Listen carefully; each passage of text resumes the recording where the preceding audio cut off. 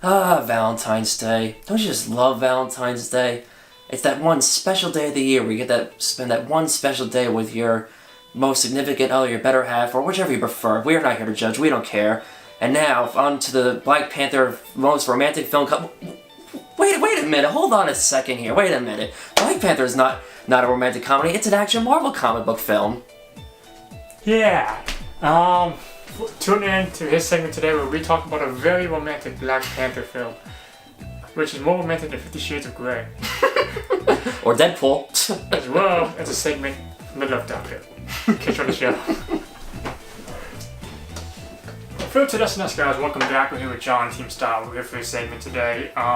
Sometimes we will take this segment, hit the show outside. Sometimes he'll be by himself, sometimes by myself. We'll be doing other things, but in the beginning, we're going to keep it to the formula of episode 1, the pilot. Right now, the big movie that he'll be reviewing on his channel, the second biggest one after The Last Jedi, will be Black Panther by Marvel. One of the last ones in phase, 3 are we in or 4? Phase 3. Phase 3. Phase 4 will feature a new set of Avengers. This will be, like you said, last month, one of the last few times in the Avengers we'll see in a little bit. Yep. Someone's gonna die, probably. Oh yeah, the way I see it, because Captain America died in the comics, they're gonna use the Captain America death as story from the comic and make it into the film with the tie with the Avengers. Right, but right now we're talking about the Marvel. Black Panther's coming out. It will be something very, very special, I'm sure, for Avengers 3. But at the moment, we're talking Marvel. You are binge watching the Marvel series. Why don't you tell us a little bit about that?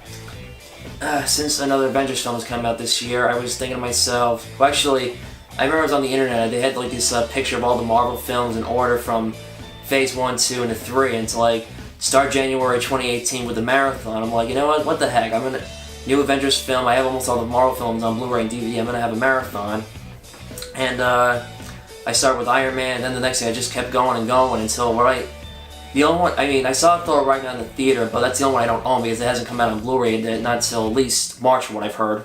You have a DVD collection of all the Marvel films? Yes, I do.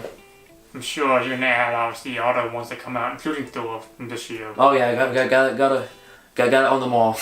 Yep. Okay, personally, my favorite Marvel movie, personally, of all time, used to be Spider-Man 1, Sam Raimi. Right. But right now it is Captain America: The Winter Soldier, which I even put slightly above Civil War. Your favorite Marvel film?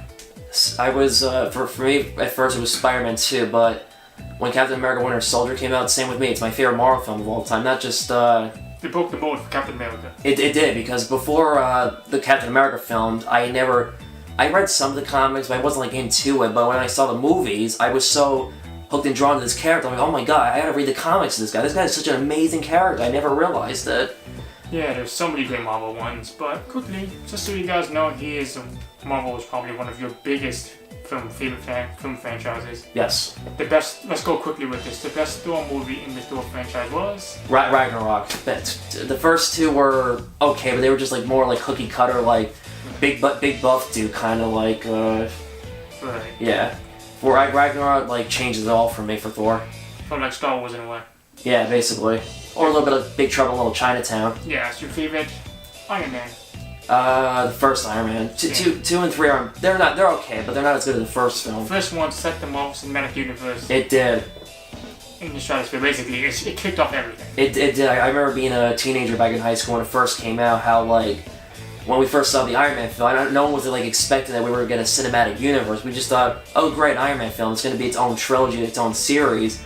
But then when you saw the post-credit, you're like, this is gonna happen, the Avengers. But at first we were a little bit like, okay, let's cross our fingers, because in the past, like when they made films like that, where they had like post-credit scenes like for the potential sequels, it never happened because of box office disasters from poor script writing and character development.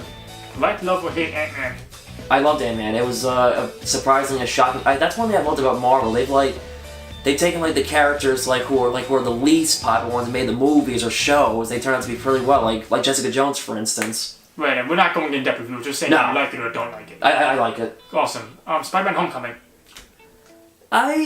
Slightly above average. Average. I mean, when I first saw the first 2 times, I liked it, but then the third, fourth time, I do like this movie, but it's not nearly as great as it's... Right. I mean, it's not like a terrible film. Like, I liked Tom Holland, better Spider-Man than Andrew Garfield. It was one of my favorite Spider-Man films in the past recent years compared to the Garfield films. I was so disappointed in those. Right. And I felt like, here's what I did. The one thing I didn't like were some of the other characters, like the side characters. They weren't really bad actors. They just were not like, it was like too kiddish, too like something you would see on the Disney Channel. Right. Which of the Guardian of the Galaxy films do you like more? The first one. Or do you like both? I do like both. Awesome. Which Avengers do you like more? Probably the first Avengers. We never saw anything like it. No, it's... All those kids on the same screen at the same time. I think it was the biggest cast, Star-wise, in film history. I don't know, maybe Star Wars can compete with it, but... I guess you could say that's what the Avengers... It was like the Star Wars of like the Marvel films, because like... Right. At the time when they made the first other like standalone Marvel films, it was a big event because you had like all these heroes coming together. It was like every like kid's comic book kid's dream come true to see them on the big screen. Right, and your expectations for Black Panther? I'm looking forward. I'm excited. I'm willing to expand my horizons and see something different I haven't seen from Marvel as far as because I knew the character. I know some background because of like the cartoon shows, and I think it's a great character, Black Panther. He's the king of Wakanda and. Right, but it's going to be awesome fun reviewing his channel, but I'm going to show something else right now, so we're back in a second.